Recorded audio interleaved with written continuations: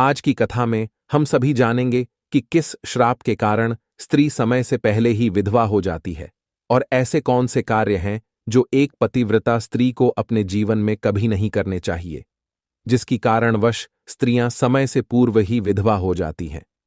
सभी माताओं और बहनों से भावपूर्ण निवेदन है कि इस कथा को पूरा अवश्य सुनने की कृपा करें। चलिए, आपका ज्यादा समय न नष्ट करते हुए कथा को प्रारंभ करते हैं। एक बार भगवान विष्णु वैकुंठ लोक शेषनाग पर बैठे विश्राम कर रहे थे। तभी माता लक्ष्मी भगवान श्री विष्णु से पूछती हैं, हे स्वामी, औरत किस पाप के कारण समय से पहले विधवा हो जाती है? तो भगवान विष्णु कहते हैं, देवी लक्ष्मी, आज तुम अचानक से मुझसे यह प्रश्न क्यों पूछ रही हो? माता लक्ष्मी कहती हैं, प्रभु, आज जब मैं पृथ्वी पर भ्रमण करने गई थी तो मैंने कुछ स्त्रियों को देखा जो देखने में एक ही उम्र की प्रतीत हो रही थीं। उनमें से एक औरत विधवा हो चुकी थी और बहुत दुखी जीवन व्यतीत कर रही थी, जबकि बाकी उसी उम्र की औरत अपने पतियों के साथ सुख से जीवन व्यतीत कर रही थी। यह दृश्य देखकर मेरे मन में कुछ प्रश्न उठ रहे हैं। हे स्वामी, आप ही मेरे इन प्रश्नों का उत्तर दे सकते हैं। कृपया आप मुझे मेरे प्रश्नों का उत्तर देकर संतुष्ट करें। इस प्रकार माता लक्ष्मी की बात को सुनकर भगवान विष्णु कहते हैं, हे प्रिय, तुम्हारे मन में जो भी प्रश्न उठ रहे हैं निश्चिंत होकर पूछो, मैं तुम्हें तुम्हारे प्रश्नों के उत्तर अवश्य दूंगा। फिर देवी लक्ष्मी कहती हैं, हे प्रभु, मेरा पहला प्रश्न है, कौन सी स्त्री समय से पहले विधवा हो जाती है और सारी उम्र दुखी जीवन व्यतीत करती है? मेरा दूसरा प्रश्न है, कौन सी स्त्री को जीवन में कभी सुख शांति नहीं मिलती? और मेरा तीसरा प्रश्न है, वह कौन सी चीज है जो एक पत्नी अपने पति के मांगने पर भी पति को नहीं देती? इस तरह माता लक्ष्मी के तीनों प्रश्नों को सुनकर भगवान विष्णु कहते हैं, देवी, तुम जिन स्त्रियों की बात कर रही हो उनमें से एक स्त्री समय से पहले ही विधवा होकर अपना दुखी जीवन व्यतीत कर रही है और वहीं पर अन्य स्त्रियां सुहागन हैं और अपने पति के साथ खुश होकर सुखी जीवन व्यतीत कर रही हैं। तुम जानना चाहती हो आखिर ऐसा क्यों है? तो देवी सुनो, मैं तुम्हें इन सभी प्रश्नों का उत्तर एक कथा के माध्यम से देना चाहता हूं। इस कथा को बहुत ध्यान से सुनना, क्योंकि आधी अधूरी कथा सुनने वालों को आधा अधूरा ही ज्ञान प्राप्त होता है, जो जीवन में कभी काम नहीं आता। यदि तुमने ध्यान से सुना तो तुम्हारे तीनों प्रश्नों के उत्तर कथा को सुनने के बाद तुम्हें मिल जाएंगे। फिर माता लक्ष्मी कहती हैं, स्वामी, मैं आपको वचन देती हूं कि मैं इस कथा को पूरा सुनूंगी और संसार की समस्त नारियों तक इस कथा को आपके माध्यम से पहुंचाऊंगी। माता लक्ष्मी की यह बात सुनकर भगवान विष्णु कहते हैं, हे प्रिय, सबसे पहले मैं तुम्हें उस स्त्री की कहानी सुनाना चाहता हूं जो सुहागन बनकर सुखी जीवन जी रही है। और जिस सुहागन स्त्री की तुम बात कर रही हो वह स्त्री और कोई नहीं बल्कि राजा सुदर्शन के नौकर की पत्नी है। और वह स्त्री जिस नौकर की पत्नी है, उस नौकर को अपनी पत्नी पर पूरा विश्वास है कि मेरी पत्नी एक चरित्रवान और पतिव्रता स्त्री है, जिसकी प्रशंसा वह नगर में सबसे किया करता है और अपने साथियों से अपनी पत्नी के गुणगान किया करता है। फिर भगवान विष्णु माता लक्ष्मी से कहते हैं, हे देवी, उस नौकर की पत्नी की चर्चा समस्त नगर में होने लगी। धीरे धीरे यह बात राजा के दरबार में पहुंच गई। यह बात सुनकर राजा ने अपने नौकर को बुलाया और उस नौकर से राजा कहने लगे, तुम हर किसी से कहते हो कि तुम्हारी पत्नी एक चरित्रवान और पतिव्रता स्त्री है। क्या वास्तव में तुम्हारी पत्नी एक चरित्रवान और पतिव्रता स्त्री है? और क्या तुमको पूरा विश्वास है कि तुम्हारी पत्नी एक पवित्र स्त्री है और तुम्हारे अलावा पराये मर्द को आंख उठाकर भी नहीं देखती? क्या इस बात का कोई सबूत तुम्हारे पास है? राजा की इस बात को सुनकर नौकर कहने लगा, महाराज, मुझे अपनी धर्म पत्नी पर पूरा विश्वास है कि वह एक पतिव्रता स्त्री है और मेरे अलावा वह पराये मर्दों को नहीं देखती। नौकर की इस बात को सुनकर राजा के एक मंत्री ने कहा, मैं क्षमा चाहता हूं महाराज, ऐसा कैसे हो सकता है कि एक स्त्री किसी अन्य पुरुष को ना देखे? ऐसा तो असंभव है। फिर मंत्री ने राजा से कहा, महाराज, यदि मैं इस नौकर की बात गलत साबित कर दूं और इसकी पत्नी का पतिव्रता धर्म नष्ट कर दूं तो इसे क्या सजा मिलेगी? फिर नौकर ने कहा, महाराज, यदि महामंत्री जी मेरी पत्नी का पतिव्रता धर्म नष्ट कर देते हैं तो आप मुझे फांसी की सजा दे देना, और यदि महामंत्री जी मेरी पत्नी का पतिव्रता धर्म खंडित नहीं कर पाए तो इनको भी कुछ सजा मिलनी चाहिए। नौकर की यह बात सुनकर राजा ने कहा कि मंत्री को भी फांसी की सजा दी जाएगी। मंत्री ने यह बात स्वीकार कर ली और नौकर से पूछा, मैं तुम्हारी पत्नी से क्या वस्तु लाऊं जिससे तू मान ले कि मैंने तेरी पत्नी का पतिव्रता धर्म खंडित कर दिया? तो नौकर ने कहा, महामंत्री जी, आप मेरी पत्नी से मेरे विवाह के समय पर दहेज में मुझे एक पीतल का मटका और एक कतार मिली थी, और यह दोनों चीजें मेरी पत्नी ने बहुत ही संभाल कर रखी हैं, क्योंकि यह दोनों चीजें एक पतिव्रता स्त्री के लिए सुहाग की निशानी हैं। यदि तुम यह दोनों चीजें मेरी पत्नी से लाकर मुझे दिखा दोगे तो मैं मान जाऊंगा कि मेरी पत्नी का पतिव्रता धर्म महामंत्री जी आपने नष्ट कर दिया है। तब मंत्री ने नौकर की यह शर्त स्वीकार कर ली और वह मंत्री दरबार से निकलकर नगर में जाता है और एक जादू टोना करने वाली स्त्री से जाकर मिलता है। जो काम को कोई नहीं कर पाता था वह काम वह जादू टोना करने वाली स्त्री कर देती थी। फिर मंत्री ने उस स्त्री को सारी बात बताई और कहा, तू कैसे भी करके उस नौकर की पत्नी से मेरा संबंध बनवा दे। इसके बदले तुझे जितना धन चाहिए मैं उतना धन देने को तैयार हूं। इस तरह मंत्री की बात सुनकर वह स्त्री कहने लगी, मंत्री जी, आपको कहने में आसान लगता होगा, किंतु ऐसा कुछ भी नहीं है। तुम जिस औरत के बारे में बात कर रहे हो वह औरत एक पतिव्रता नारी है। उसे न तो किसी धन का लोभ है और न ही किसी वस्तु का लालच। तुम्हें क्या लगता है वह तुमको पीतल का मटका और कतार दे देगी? महामंत्री, वह तेरी ओर थूकेगी भी नहीं। महामंत्री डर गया और कहने लगा, यदि तू मेरा उससे संबंध नहीं करवा सकती है तो एक काम कर दे, उसके घर जाकर उसका पीतल का मटका और कतार चुराकर मुझे दे दे, और उसकी पत्नी के शरीर पर कोई निशानी हो तो वह निशानी मुझे देखकर बता दे। फिर मैं तुझे मुंह मांगा इनाम दूंगा। तुझे जितना धन चाहिए उतना धन मैं दूंगा। बस तू मेरा यह काम कर दे। मंत्री की यह बात सुनकर उस जादू टोना करने वाली स्त्री के मन में धन का लालच आ गया और उसने कहा, ठीक है, मैं तुम्हारा काम अवश्य करूंगी, लेकिन मुझे मुंह मांगा धन देना पड़ेगा। मंत्री ने कहा, ठीक है। फिर वह स्त्री नौकर के घर में वेशभूषा बदलकर जाती है और नौकर की पत्नी से जाकर कहती है, बेटी, मैं तेरे पति की बुआ हूं, मैं कई सालों के बाद आई हूं। फिर उस नौकर की पत्नी ने कहा, आप इतने सालों बाद आई हैं, इसीलिए मैंने आपको पहचाना नहीं और आपको पहले कभी देखा भी नहीं। फिर वह स्त्री कहती है, तुम मुझे नहीं पहचान पाओगी, कहाँ है मेरा भतीजा, वह मुझे पहचान लेगा।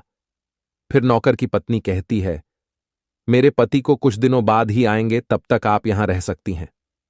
इस प्रकार वह स्त्री उस नौकर के घर में बुआ बनकर रहने लगी। नौकर की पत्नी ने उस स्त्री को बुआ समझकर बहुत आदर सम्मान दिया, मगर उसे यह नहीं पता था कि इस जादू टोना करने वाली स्त्री को मंत्री ने उसके साथ छल करने के लिए और उसका पतिव्रता धर्म नष्ट करने के लिए भेजा है। अब वह स्त्री नौकर के घर में मजे से रहने लगी और नौकर की पत्नी के ऊपर झूठा प्यार लुटाने लगी। एक दिन नौकर की पत्नी स्नान करने के लिए स्नान गृह में गई। फिर उसके थोड़ी देर बाद ही वह स्त्री भी नौकर की पत्नी के पास जाकर उसकी कमर रगड़ने लगी। उस पतिव्रता औरत ने बहुत मना किया, फिर भी वह स्त्री नहीं मानी और कहने लगी, तुम मुझे अपनी बेटी से भी ज्यादा प्यारी लगती हो तो मना मत करो। काफी दिनों के बाद में मेरी और तुम्हारी मुलाकात पहली बार हुई है। और ऐसा कहकर वह स्त्री उसे बातों के मायाजाल में उलझाने लगी। फिर मौका देखते ही उसने उस पतिव्रता के पास में जांघ पर एक तिल देखा जो उस जादू टोना करने वाली स्त्री ने देख लिया और उसका काम बन गया। जब स्नान करने के बाद नौकर की पत्नी घर के अन्य काम करने लगी, इसी बीच उस स्त्री को मटका और कतार चुराने का मौका मिल गया और उसने मटका और कतार चुरा लिया। फिर वह वहां से यह दोनों चीजें चुराकर भाग गईं और सीधा जाकर मंत्री के पास पहुंची। उसने उस मंत्री को मटका और कतार दे दिया और उस नौकर की पत्नी के जांघ पर तिल की निशानी भी बता दी। मंत्री मटका और कतार लेकर सीधा राजा के दरबार में जा पहुंचा और राजा से कहा, महाराज, मैं नौकर की पत्नी के साथ 2 दिन रहकर आया हूं और यह मटका और कतार उसी ने मुझे दिया है। इस तरह मंत्री की यह बात सुनकर राजा ने तुरंत दरबार लगाया और नौकर को बुलाया। फिर मंत्री ने दरबार में मटका और कतार नौकर को दिखाते हुए कहा, महाराज, मैंने नौकर की शर्त पूरी की है। और भरे दरबार में यह भी कहा कि नौकर की पत्नी की जांघ पर तिल है। यह भी बात सुनकर नौकर मान गया कि वास्तव में आज मेरी पत्नी ने अपना पतिव्रता धर्म पूरी तरह से नष्ट कर लिया है। अब नौकर का अपनी पत्नी से विश्वास उठ गया। फिर राजा ने शर्त के मुताबिक नौकर को फांसी की सजा सुनाई और 21 दिन बाद फांसी देने का आदेश दिया और कहा कि नौकर को 21 दिन के बाद फांसी पर चढ़ाया जाएगा। अब नौकर की मृत्यु के दिन समीप आने लगे। अंततः वह दिन आ ही गया जिस दिन उसे फांसी देना था। जब उसे फांसी के फंदे के पास लाया गया तो उस नौकर से उसकी अंतिम इच्छा पूछी गई। फिर नौकर ने कहा, महाराज, मेरी अंतिम इच्छा यह है कि मैं आखिरी बार अपनी पत्नी से मिलना चाहता हूं। इस तरह राजा ने नौकर को आज्ञा दी कि तुम अपनी पत्नी से मिल सकते हो। फिर नौकर कुछ दिन की इजाजत लेकर अपने घर गया और अपनी पत्नी से कहने लगा, तुमने मेरे साथ बहुत बड़ा विश्वासघात किया, छल किया है। मैंने तुम पर विश्वास करके राजा के सामने मंत्री से ऐसी शर्त लगाई थी और राजा के दरबार में मैंने कहा था कि मेरी पत्नी एक चरित्रवान और पतिव्रता स्त्री है और उसके पतिव्रता धर्म को कोई नष्ट नहीं कर सकता। यदि कोई नष्ट कर देगा तो मुझे फांसी लगा देना। तुमने पतिव्रता धर्म नष्ट कर दिया। अब मुझे कुछ दिन के बाद में फांसी दे दी जाएगी। तुमने मेरे साथ विश्वासघात किया है। मैंने तुम पर विश्वास करके तुम्हें घर पर अकेला छोड़ दिया था। नौकर की यह बात सुनकर उसकी पत्नी ने उसे उस स्त्री की बात बताई जो उसके पति की बुआ बनकर उसके घर पर आई थी। मगर नौकर को अपनी पत्नी की बातों पर बिल्कुल भी विश्वास नहीं हुआ और नौकर राजा के दरबार में पहुंच गया। फिर राजा किसी कारणवश उस नौकर की फांसी की सजा कुछ दिन के लिए टाल दिया और उसे कैद में डालवा दिया। नौकर की पत्नी अपने पति को निर्दोष साबित करने के लिए राज दरबार में गणिका अर्थात नाचने गाने वाली औरत की वेशभूषा धारण करके पहुंच जाती है और राजा से उसके सम्मुख अपना नृत्य दिखाने की आज्ञा मांगने लगी। राजा ने स्त्री की सुंदरता देखकर नाचने की आज्ञा दे दी। फिर महल के नौकरों ने उसके नृत्य के लिए व्यवस्था की। फिर उस नौकर की पतिव्रता पत्नी ने जब नाचना शुरू किया तो उसका नाच देखकर राजा बहुत मोहित हुए। फिर राजा ने कहा, मैं तुम्हारे नृत्य से बहुत प्रसन्न हुआ। मांगो, तुम जो भी मांगोगी मैं तुम्हें दूंगा। फिर उस नौकर की पत्नी ने कहा, महाराज, आपकी सभा में एक चोर है जिसने मेरी सोने की अंगूठी चुराई है और उसे फांसी की सजा दे दीजिए। यह बात सुनकर राजा ने कहा, ठीक है, बताओ मेरे दरबार में तुम्हारा चोर कौन है, मैं उसको फांसी की सजा जरूर दूंगा। और फिर उस नौकर की पतिव्रता स्त्री ने कहा, महाराज, और कोई नहीं, आपके मंत्री ने ही मेरी अंगूठी चुराई है, आप इनको फांसी की सजा दें। जैसे ही मंत्री ने सुना कि यह स्त्री मुझे चोर बता रही है तो तुरंत मंत्री कहने लगा, महाराज, मैं शपथ खाकर कहता हूं कि मैंने इसकी अंगूठी नहीं चुराई है और मैंने इसे आज तक कभी देखा ही नहीं है। तो मैं इसकी अंगूठी कैसे चोरी कर सकता हूं? मैंने आज तक इसकी शक्ल ही नहीं देखी है। आज पहली बार मैं इसकी शक्ल देख रहा हूं। जैसे ही मंत्री ने कहा कि मैंने इस स्त्री की आज तक शक्ल ही नहीं देखी है तो वह पतिव्रता औरत अपने वास्तविक वेशभूषा में आ गई और कहने लगी, महाराज, इस मंत्री ने मुझे पहले कभी देखा ही नहीं, तो आप इससे यह पूछो कि यह पीतल का मटका और कतार कहां से लाया है। और मैं उसी नौकर की पत्नी हूं जो आपके यहां पर नौकरी करता है और आप मेरे निर्दोष पति को फांसी पर चढ़ाने वाले हैं। इसलिए मुझे यहां इस गणिका की वेशभूषा में आपके दरबार में आना पड़ा। मैं आपको इस मंत्री की पूरी सच्चाई सुनाती हूं। यह जो आपका मंत्री है, इसने मेरे पास में एक जादू टोना करने वाली स्त्री को मेरे पति की बुआ बनाकर भेजा था और उसने धोखे से मेरी जांघ के तिल का पता लगाया और उसी स्त्री ने यह मटका और कतार चुरा कर इसको दे दिया। आपके मंत्री ने इसके बदले उसको बहुत सारा धन दिया है, महाराज, और मैं आज भी पतिव्रता हूं। स्त्री की इस बात को सुनकर राजा ने उस स्त्री को बुलाया। फिर उस स्त्री ने राजा के डर से मंत्री की सारी सच्चाई राजा को बता दी, जिससे राजा ने उस नौकर को अपनी कैद से रिहा कर दिया और उसकी जगह मंत्री को फांसी पर चढ़ा दिया। कथा को आगे बताते हुए भगवान विष्णु कहते हैं, हे प्रिय, इस प्रकार उस नौकर की पतिव्रता स्त्री ने अंत में राजा से कहा, महाराज, मैं अपने पति से बहुत प्रेम करती हूं। मैं एक चरित्रवान स्त्री हूं और मैं कभी भी अपने मुंह से अपने पति का नाम तक नहीं लेती हूं। इस प्रकार भगवान विष्णु कहते हैं, हे प्रिय, कथा पूरी हो गई। अब तुम अपने तीनों प्रश्नों के उत्तर सुनो। तुम्हारा पहला प्रश्न था, कौन सी स्त्री समय से पहले विधवा हो जाती है? तो जो स्त्रियां अपने मुंह से अपने पति का नाम लेती हैं और उन्हें हमेशा नाम से ही बुलाती हैं, वे स्त्रियां समय से पहले ही विधवा हो जाती हैं और बिना पति के दुखी जीवन व्यतीत करती हैं। क्योंकि यदि कोई स्त्री अपने पति का नाम मुंह से लेती है तो पति की उम्र कम हो जाती है और समय से पहले ही उस स्त्री के पति की मृत्यु हो जाती है। बस यही कारण है कि तुम जिन स्त्रियों की बातें कर रही थीं, उनमें से एक विधवा इसी कारण से हुई है और उनमें से एक नौकर की पत्नी थी जो पतिव्रता स्त्री थी। यह स्त्री कभी भी अपने पति का नाम मुंह से नहीं लेती थी, जिसके कारण वह आज भी सुहागन है और सुखी जीवन व्यतीत कर रही है। और वह स्त्री जो समय से पहले विधवा होकर दुखी जीवन जी रही है, वह हमेशा अपने पति को नाम लेकर बुलाती रहती थी, जिसके कारण उनके पति की उम्र कम होती चली गई और फिर उसके पति की मृत्यु समय से पहले ही हो गई। आज वह औरत दुखी जीवन जी रही है, इसलिए किसी भी स्त्री को अपने पति का नाम अपने मुंह से नहीं लेना चाहिए।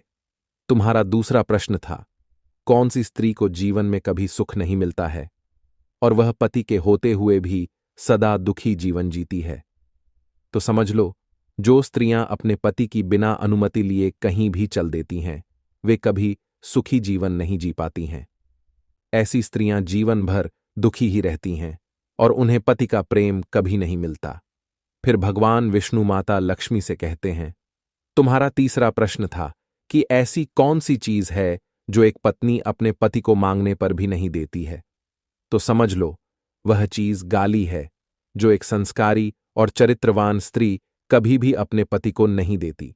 और जो स्त्रियां अपने पति को गाली देती हैं, वे स्त्रियां कभी चरित्रवान नहीं होती और ऐसी स्त्रियां जीवन भर दुखी रहती हैं। उनके जीवन में कभी सुख नहीं आता और समय से पहले ही ऐसी स्त्रियां विधवा हो जाती हैं। इस प्रकार माता लक्ष्मी कथा सुनने के बाद अपने तीनों प्रश्नों का उत्तर पाकर संतुष्ट हो जाती हैं और कहती हैं, क्या प्रभु, वास्तव में जो स्त्री चरित्रवान होती है वह कभी दुखी जीवन नहीं जीती है? तो विष्णु कहते हैं, नहीं, क्योंकि ऐसे घर में लक्ष्मी का सदा वास होता है और वह घर धन, दौलत और खुशियों से हमेशा भरा रहता है और चरित्रवान स्त्रियां हमेशा घर को स्वर्ग बना देती हैं। मित्रों, यदि यह कथा आपको अच्छी लगी हो तो कमेंट में राधे राधे जरूर लिखिए और वीडियो को लाइक करके चैनल को सब्सक्राइब करिए। धन्यवाद।